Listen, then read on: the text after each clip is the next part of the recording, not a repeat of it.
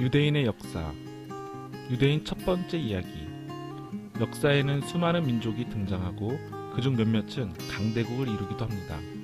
그러나 힘이 세고 부유한 나라들도 대부분은 쇠약해지기 마련이고 결국 역사에서 사라지게 됩니다. 찬란했던 문화는 빛을 잃고 다른 나라에 잡아먹히기도 하며 거대했던 영토는 조각이 나고 보잘것없이 작아지기도 합니다. 하지만 오늘 소개해드릴 민족은 조금 다릅니다. 강대국을 세우거나 넓은 땅을 차지하지는 못했지만 이 민족은 수천 년이 지난 지금에도 존재하고 있습니다. 지금부터 살펴볼 민족은 자기들이 신의 선택을 받았다는 흔들리지 않는 믿음을 가지고 있었습니다. 유대인의 조상 아브라함. 유대인들의 옛 이야기는 아주 특별한 책에 담겨 있습니다. 그 책 이름은 우리에겐 모세오경으로 알려진 토라입니다. 기원전 1900년쯤 우르라는 도시에 살았던 아브라함은 신의 목소리를 들었다고 합니다. 신은 가나안이라는 땅을 주겠다고 약속했고 그래서 아브라함은 신이 약속한 땅 가나안을 향해 여행을 떠났습니다. 그리고 마침내 약속의 땅에 도착했습니다. 그런데 가나안은 엄청나게 인기가 좋은 땅이라 거기서 살고 싶어 했던 민족은 아주 많았습니다. 가나안 땅은 젖과 꿀이 흐른다고 표현될 정도로 매우 기름진 땅이었습니다. 거기다가 양쪽으로는 북아프리카의 이집트 그리고 메소포타미아의 바빌론이라는 힘이 센 두 나라가 버티고 있었습니다. 그러나 지금도 아시다시피 이스라엘이 위치한 가나안 땅은 유럽과 아시아 그리고 아프리카를 잇는 중요한 길목임에는 틀림이 없습니다. 하지만 유대인들에게 가나안은 보통 중요한 땅이 아니라 신이 친히 약속하신 땅이었습니다. 아브라함은 가나안 땅을 얻는 대신 신에게 한 가지 약속을 했습니다. 그 약속은 예전에 믿던 가지각색의 다양한 신들을 버리고 세상을 창조한 오직 하나의 신만을 믿겠다는 약속이었습니다. 가장. 가장이란 집안 최고의 어른을 가리킵니다.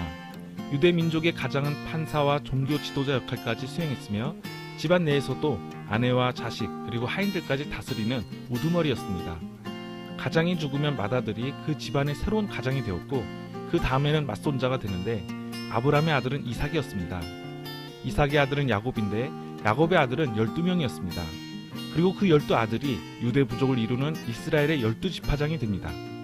그래서 이스라엘 사람들은 오늘날까지도 이 12부족 중 하나에 속해 있다고 믿고 있습니다. 이집트의 노예. 아브라함의 아들 이삭, 이삭의 아들 야곱, 야곱의 아들 12명 중에 11번째 아들 요셉은 특별한 재주가 있었습니다. 그것은 바로 꿈으로 미래를 보는 재주였다고 합니다. 어느 날 요셉은 형들에게 자신의 꿈 이야기를 해주었고 꿈속에서 형들이 다 자기한테 절을 했다고 합니다. 결국 형들은 화가 나서 요셉을 깊은 구덩이에 밀어넣었고 요셉은 상인들에게 팔려 이집트로 끌려갔습니다. 이집트에서 요셉은 노예가 되고 죄인이 되어 감옥에 갇히게 됩니다. 하지만 꿈으로 미래를 보는 재주 덕분에 요셉은 유명해져 파라오도 만나게 됩니다. 파라오는 요셉에게 통통한 암소 7마리가 비쩍 마른 암소 7마리를 잡아먹는 꿈을 이야기했고 요셉은 7년간 이어질 풍년과 7년간 계속될 가뭄으로 해몽을 했습니다. 파라오는 요셉의 꿈풀이를 믿었고 요셉에게 일자리까지 주었다고 합니다. 요셉의 예상대로 기나긴 가뭄이 왔지만 풍년 때 식량을 비축해온 파라오는 백성들을 굶기지 않았습니다. 그러나 요셉의 형제들은 굶주리고 있었고 그래서 먹을거리를 찾아 이집트까지 오게 됩니다. 요셉은 형제들을 잘 돌봐주었으나 그들의 행복은 오래가지를 못했습니다. 세월은 흘러 새로운 파라오가 등장했고 그 새로운 파라오는 유대 민족을 싫어했다고 합니다. 그래서 유대인들은 모두 노예가 돼서 고생을 하게 되고 이집트에서 유대인들이 노예로 고생한 시기는 약 200년이나 계속되었다고 합니다. 그러던 어느 날 유대인의 위대한 지도자이자 영웅 모세가 등장하게 됩니다. 모세는 노예가 되었던 유대인들을 해방시키고 이집트를 떠났습니다. 그렇게 그들은 40년 동안 황무지를 헤매다가 그 와중에 모세는 시나이산 꼭대기에 오르게 되었고 거기서 신은 모세에게 십계명을 주셨습니다. 십계명은 모든 유대인이 지켜야 할 법률 같은 거였습니다. 유대인들은 그래서 십계명을 법기에 넣고 사막을 건널 때도 소중하게 간직했습니다. 이처럼 유대인들은 믿음을 버리지 않았습니다. 비록 황무지를 40년간 헤매게 되지만 그것은 신이 자신들을 시험하시는 것이라고 생각했습니다. 그렇다면 시간 나침반을 돌려서 다른 나라에도 십계명과 같은 법이 있었는지 잠깐 살펴보도록 하겠습니다. 유대인들은 십계명을 신이 주신 법으로 믿었고 그래서 그들은 십계명을 커다란 신전을 지어서 보관했습니다. 모두가 법 없이 살면 좋겠지만 누구나 맘대로 살게 된다면 세상은 지금보다 더 공평하지 못하고 무질서해졌을 것입니다. 모세가 태어나기 500년 전인 기원전 1700년경 바빌론은 함무라비 왕은 메소포타미아의 넓은 땅을 모두 정복했습니다. 함무라비가 정복한 땅에 각각 자기들의 법이 있었지만 기록으로 남긴 법은 하나도 없었다고 합니다. 이게 무슨 말이냐 하면 왕이 자기 마음대로 언제나 아무 때나 법을 바꿀 수 있었다는 것이기도 합니다. 그래서 함무라비는 법을 커다란 돌기둥에 새겨 법을 잘 몰라 손해보지 않도록 법을 함부로 바꾸지 않도록 했습니다. 유대인 두 번째 이야기. 황무지를 떠돌던 유대인들은 마침내 조상들이 살던 땅으로 돌아왔습니다. 그러고는 자신들의 문화를 만들어 이스라엘 왕조가 시작되었습니다. 유대인들에게는 왕이 없었고 그래서 왕을 뽑을 사람을 정했는데 그 사람이 바로 한나의 아들 사무엘입니다. 사무엘은 사울을 첫 번째 왕으로 뽑았습니다. 유대인들은 다른 나라의 왕들로부터 자신들을 지켜줄 강한 왕을 원했고 사울 왕은 완문족과 모압족을 물리쳤지만 필리스테인은 이길 수 없었다고 합니다. 그리고 아주 유명한 이야기가 등장하게 되는데 바로 양치기 소년 다윗과 필리스테인 거인 골리앗과 싸운 이야기입니다. 소년 다윗은 힘이 아니라 머리를 썼고 그래서 커다란 관역인 골리앗을 명중시켜 이기고만 말았습니다. 그렇게 필리스테인족 장군을 쓰러뜨린 다윗은 순식간에 인사가 되었고 이민족을 몰아냈습니다. 다윗은 결국 가나안의 왕이 되었고 예루살렘을 수도로 정했습니다. 그리고 그 다음 왕은 다윗 왕의 아들 솔로몬이었습니다.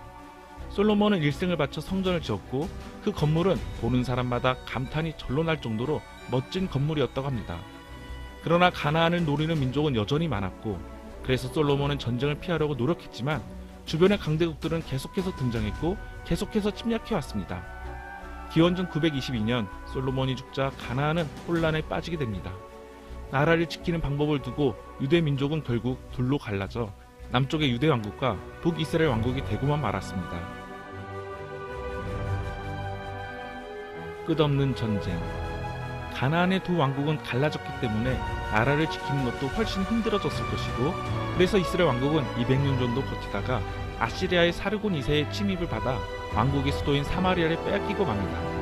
그래서 유대인들은 자신들이 살던 곳을 떠나 뿔뿔이 흩어지게 되었습니다. 그래도 유대 왕국은 보다 오래 버텼습니다. 그러다가 기원전 600년쯤 네부카드네자르 2세에게 예루살렘을 빼앗기고 맙니다. 그렇게 솔로몬이 지은 예루살렘 성전은 무너지고 유대인들은 바빌론으로 끌려갔습니다. 이처럼 유대인들이 고향에서 쫓겨나는 걸 디아스포라라고 합니다. 힘든 시기를 겪으며 유대 왕국과 이스라엘 왕국은 지난날의 잘잘못을 모두 잊고 아브라함의 자손이라는 하나의 믿음으로 유대 민족은 유대감을 이루어 유대인이라고 불리게 됩니다. 50년이 더 지나 기원전 539년 노예로 끌려갔던 유대인들은 페르시아 덕분에 자유를 되찾게 됩니다. 그렇게 유대인들은 예루살렘으로 돌아오게 되고 그래서 성전을 다시 짓기 시작했습니다. 이처럼 유대인들은 힘든 시기를 보내며 더욱 강한 믿음으로 더욱 단단해졌습니다. 그래서 유대인들은 점점 더 자기들끼리만 모여 살게 되었고 그들은 유대인들의 옛 이야기와 유대 민족의 종교, 유대교의 가르침을 적기 시작했고 그렇게 이야기와 가르침은 한 권의 책으로 정리되는데 그게 바로 토라입니다. 로마 제국 시대의 디아스포라. 유대인들은 자기들만의 종교와 문화 생활 방식을 고수하며 비교적 평화롭게 200년 정도를 살았습니다. 그러나 적의 침입은 또다시 시작되어 그리스의 알렉산드로스 대왕, 그 다음은 로마가 가나안을 침략하고 지배했습니다. 그래서 로마 제국의 생활 방식을 받아들이지 않는 유대인들은 많은 핍박을 받았고 결국에는 반란까지 일으키게 되었습니다. 서기 1세기, 유대인들은 몇 번이나 로마를 공격하며 저항을 했습니다. 그렇게 유대인들은 용감하고 끈질기게 싸웠지만 로마 군대는 당시에 세계에서 제일 강한 군대였고 2년 만에 예루살렘은 함락당하게 됩니다. 로마 황제 티투스 베스파시아누스는 예루살렘 성전을 부수고 예루살렘을 불태워버리라고 명령했다고 합니다. 그렇게 예루살렘에서 쫓겨난 유대인들은 살 곳을 찾아서 떠돌아다닐 수밖에 없게 되어 다시 한번 디아스포라를 겪게 됩니다. 그 중에 많은 사람들은 북아프리카를 거쳐서 이베리아 반도로 갔고 그렇게 스페인과 포르투갈에 정착한 유대인을 세파라딤이라고 합니다. 15세기의 세파라딤은 가톨릭을 믿는 스페인과 포르투갈 왕들한테 또 내쫓겼습니다. 약속의 땅. 새로 정착한 땅에서도 미움을 받은 유대인들은 어쩔 수 없이 세계 곳곳으로 흩어지게 되었습니다. 하지만 유대인들은 어딜 가든 가나안 땅으로 돌아갈 꿈을 버리지 않았습니다. 그래서 유대인들은 모아서 돌아가자는 움직임이 몇 번 있었습니다. 그러나 사는 곳이 너무 제각각이라서 유대인들 모두를 불러 모으는 것은 불가능했다고 합니다. 그럼에도 불구하고 유대인들은 종교와 자기들의 풍습을 버리지 않았고 그 덕분에 오랜 세월이 지났음에도 불구하고 하나로 뭉칠 수 있었습니다. 유대인들에게 토라를 읽는 전통은 정말 중요한 일이었습니다. 그리고 유대인들은 토요일마다 모여서 예배도 드리며 약속의 땅을 잊지 않기 위한 풍습도 새겼습니다. 유대인들은 결혼식 때 유리잔을 깨뜨린다고 하는데 부서진 예루살렘을 재건해야 진정한 행복이라는 뜻을 담고 있다고 합니다. 유대교 율법을 가르치는 랍비는 7가지 축복을 내린 다음 빨리 약속의 땅으로 돌아가게 해달라고 기도를 올린다고 합니다. 나라를 잃고 이곳저곳을 떠돌며 미움을 받은 민족은 사실 아주 많습니다. 그리고 더 안타깝게 그들 대부분은 역사 속으로 사라졌습니다. 하지만 유대 민족은 달랐습니다. 유대인들은 강한 인내심과 신에 대한 절대적 믿음으로 살아남았고 그 믿음은 신이 자신들을 선택했다는 믿음이었습니다. 끝으로 시간 나침반을 돌려서 그 시대에 일어난 몇 가지 일들을 더 살펴보도록 하겠습니다. 디아스포라는 흩어짐을 말합니다. 15세기에 스페인과 포르투갈에서 쫓겨난 유대인들은 중부 유럽과 아프리카 곳곳으로 흩어지게 되었습니다. 그런데 6세기 전인 서기 700년에서 900년 사이 대서양 건너에서도 비슷한 일이 있었습니다. 그곳에 있는 사람들은 빽빽한 밀림 한가운데 세운 도시를 버리고 흩어졌다고 합니다. 그들이 누구냐면 아메리카에 살던 마야인들입니다. 마야인들은 유대인들처럼 새로 살 곳을 찾아 떠돌아 다녔다고 합니다. 그러다가 대부분은 중앙아메리카의 유카탄 반도에 정착해 새 도시를 지었습니다. 치첸이트사, 마야판, 우시마리 마야인들의 도시들입니다. 물론 마야인들이 왜 떠돌아 다녔는지에 대해서 이유는 아직까지도 밝혀지지는 않았습니다. 그러나 티칼, 팔렌케, 에즈나 등 밝은 덕분에 마야 문명의 신비는 조금씩 벗겨지고 있습니다. 다음 시간에는 마야 문명 아니고 잉카 문명으로 다시 찾아뵙겠습니다. 시청해주셔서 감사합니다. 좋아요와 구독 잊지 마세요. 개굴개굴